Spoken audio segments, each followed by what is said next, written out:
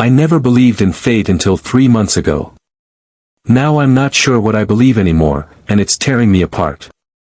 My name is Ryan, I'm 38 years old, and I live in Phoenix with my wife Carol and our 10-year-old daughter Madison. We have a good life, suburban house with a pool, 2 cars in the driveway, family vacations to Disneyland every summer. Carol works as a nurse at Phoenix Children's Hospital, I'm in sales for a medical device company, and Madison is in 4th grade and obsessed with horses. From the outside, we look like the perfect American family. But 3 months ago, I got a Facebook message that changed everything. Hey Ryan, not sure if you remember me, but this is Amanda Fletcher, used to be Amanda Morrison. I was going through some old photos and came across our prom picture. Made me think about the good old days. Hope you're doing well. Would love to catch up sometime. Amanda Morrison. Even typing her name makes my chest tighten. Amanda was my first love, my first everything, really. We met sophomore year at Westfield High School in Indiana.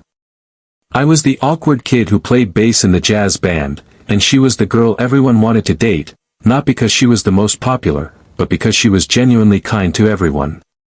She had this laugh that could light up a room, and when she smiled at you, it felt like you were the only person in the world. We dated for 2.5 years, from sophomore year until graduation. Looking back now, we were just kids, but at the time it felt like the most real thing I'd ever experienced. We'd spend hours talking on the phone every night, even though we'd seen each other all day at school. We'd drive around the back roads of our small town listening to Dave Matthews Band and Alanis Morissette, dreaming about our future together. Amanda wanted to be a veterinarian. She was always rescuing stray cats and volunteering at the local animal shelter. I was planning to study business, maybe take over my dad's auto parts store eventually. We talked about going to college together, maybe at Indiana University. We made plans the way teenagers do, big, optimistic plans that assumed love was enough to conquer everything. But life had other ideas. The summer after graduation, Amanda's dad got a job offer in California. A really good job, the kind of opportunity you don't turn down. Amanda was accepted to UC Davis for pre-vet studies, her dream school. I got accepted to Indiana State on a partial scholarship. We promised we'd make long-distance work. We swore we'd write every day, call every night, visit during breaks.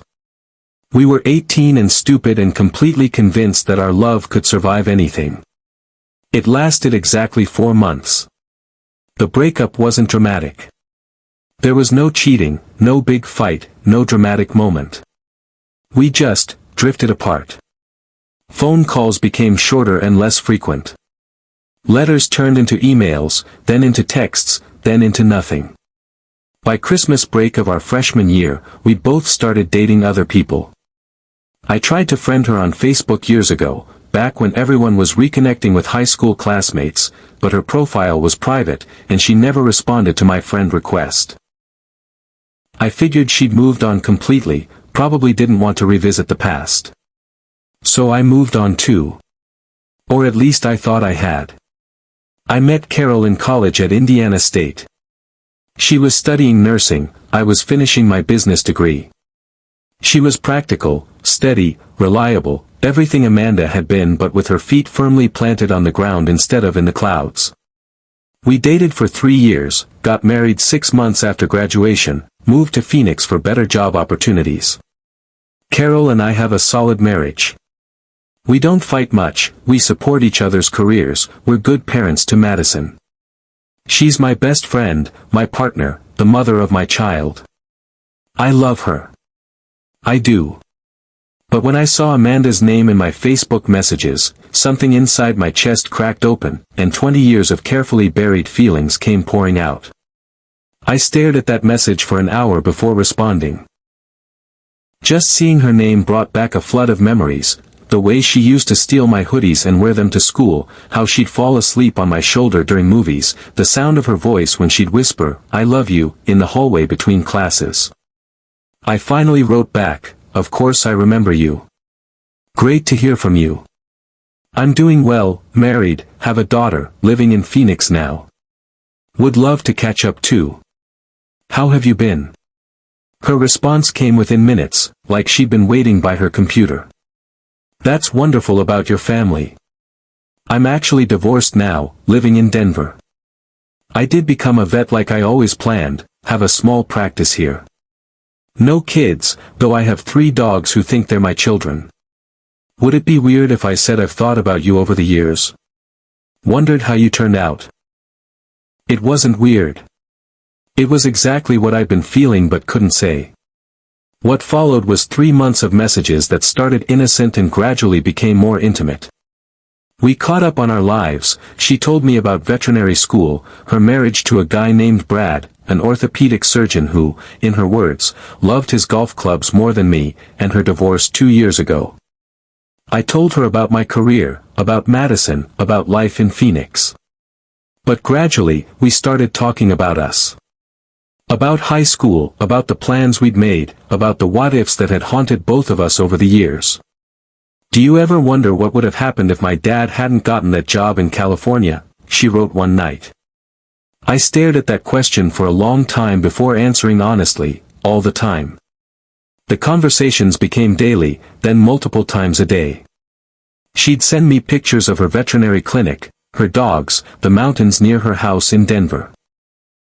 I'd share photos of Madison's soccer games, the desert sunsets from our backyard, my latest work trips. We started talking on the phone. Just hearing her voice again was like stepping back in time. She still had that same laugh, still got excited about the same things. We'd talk for hours after Carol went to bed, sitting in my home office or out by the pool, feeling like teenagers again. You know what's crazy? Amanda said during one of our late-night calls. I can talk to you easier than I could talk to my ex-husband after 8 years of marriage. It's like no time has passed at all. I knew exactly what she meant.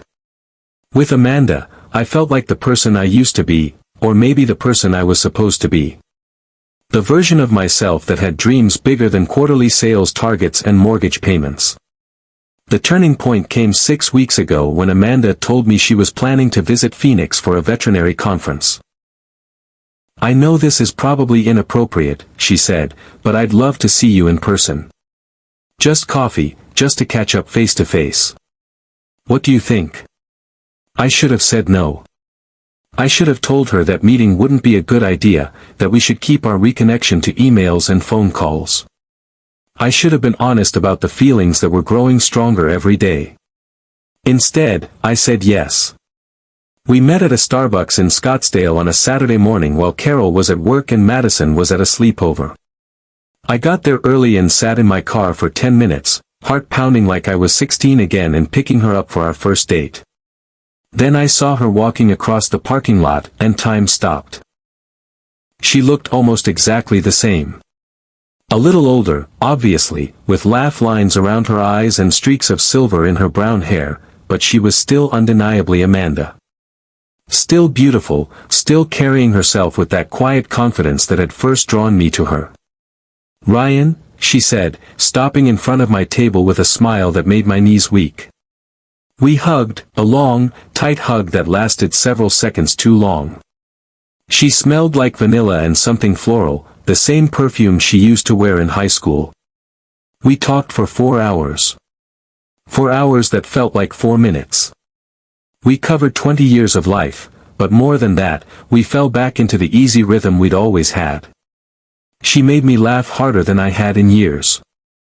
I made her cry, happy tears, when I told her about visiting the animal shelter where she used to volunteer and thinking about her. I need to tell you something, she said as we were getting ready to leave. I didn't just happen to find your photo on Facebook. I've been looking for you for years. I've Googled your name, searched social media, even tried to contact your old friends.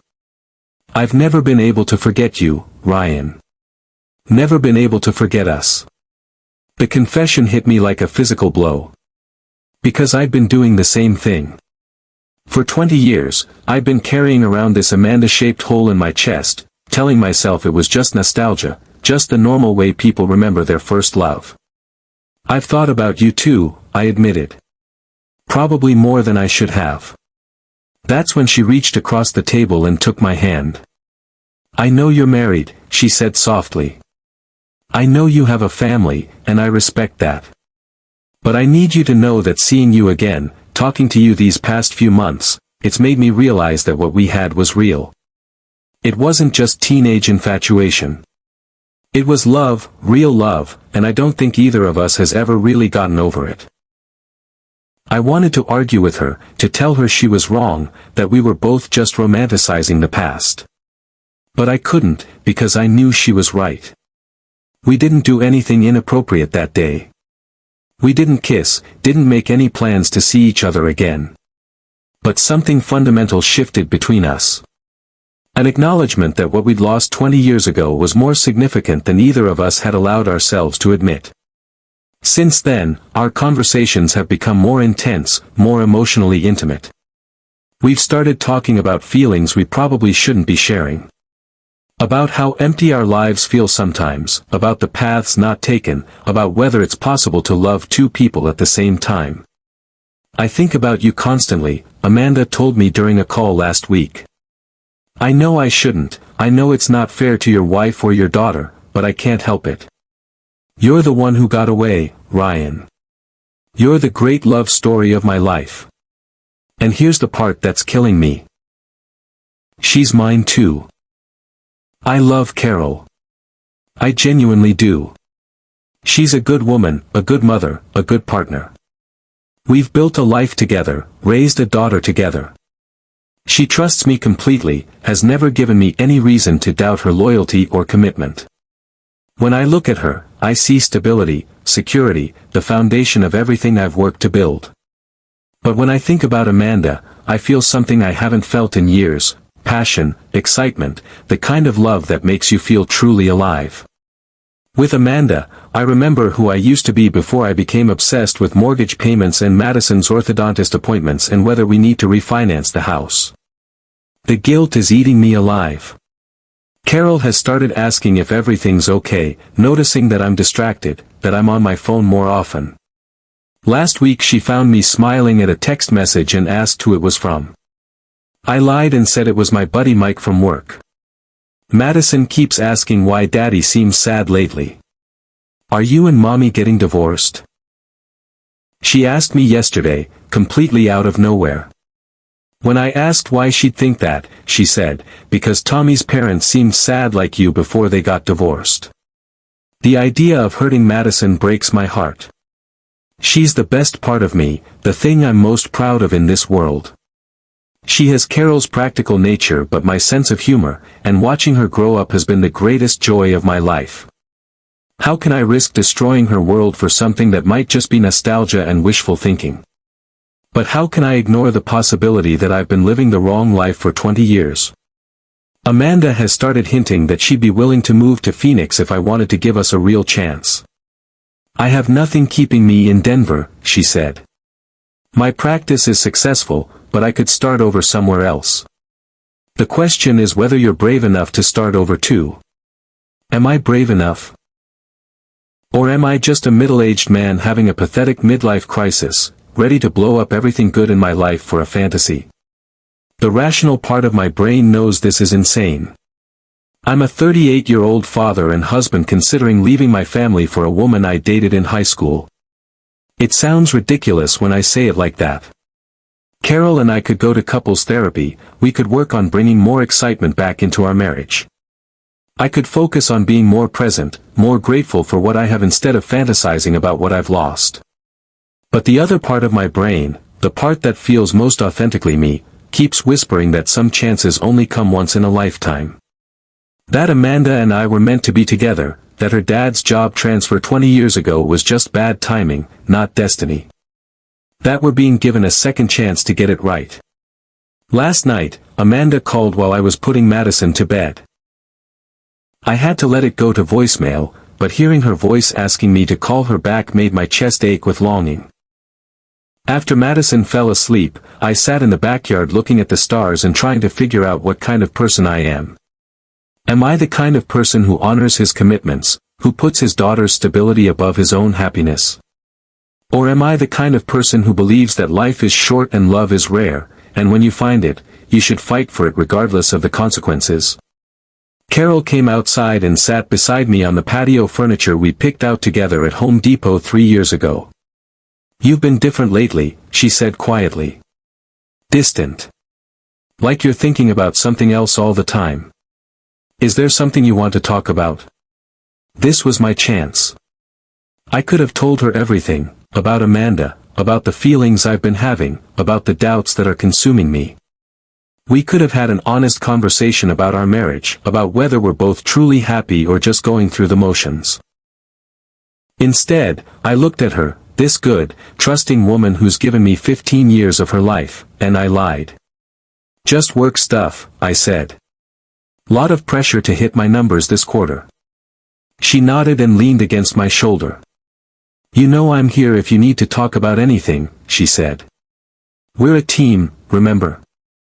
The word team hit me like a punch to the gut. Because that's what Carol and I are, a team, partners, co-parents. We're good at managing life together. But when was the last time we were lovers? When was the last time we stayed up all night talking about our dreams? When was the last time either of us felt truly seen and understood by the other? I can't remember. This morning, Amanda sent me a photo from a hiking trail near her house in Denver. She looked radiant, happy, free in a way that made me ache with envy. The message said, "Thinking about our conversation yesterday. Life is short, Ryan.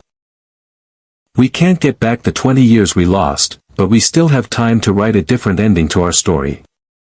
I've been staring at that photo all day. At work, during Madison's soccer practice, while helping her with homework.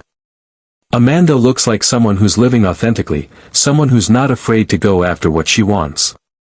Meanwhile, I feel like I'm sleepwalking through someone else's life. My phone is sitting next to me right now. Amanda is probably waiting for me to call her back. Carol is in the shower, Madison is in bed, and I have about 20 minutes to make a decision that could change everything. Do I call Amanda and tell her that I'm ready to take the leap, ready to see if what we have is real enough to build a life on? Do I ask her to wait while I figure out how to extract myself from my current life with as little damage as possible? Or do I delete her number, block her on social media, and recommit to the life I've already built? Do I focus on falling in love with Carol all over again, on being the husband and father my family deserves? I keep thinking about something Amanda said during our coffee meeting: the worst tragedy isn't heartbreak, Ryan. It's living your whole life wondering what if. But I also keep thinking about Madison asking if mommy and daddy are getting divorced, about the trust in Carol's eyes when she said we're a team, about the life we've built together that might not be passionate but is stable and good and real. Final question, am I being selfish for even considering this, or would I be settling for less than I deserve if I don't pursue it? Is it possible that some loves are worth destroying a family for, or is that just something people tell themselves to justify their choices? Have any of you ever had to choose between security and passion, and how do you live with whatever decision you made?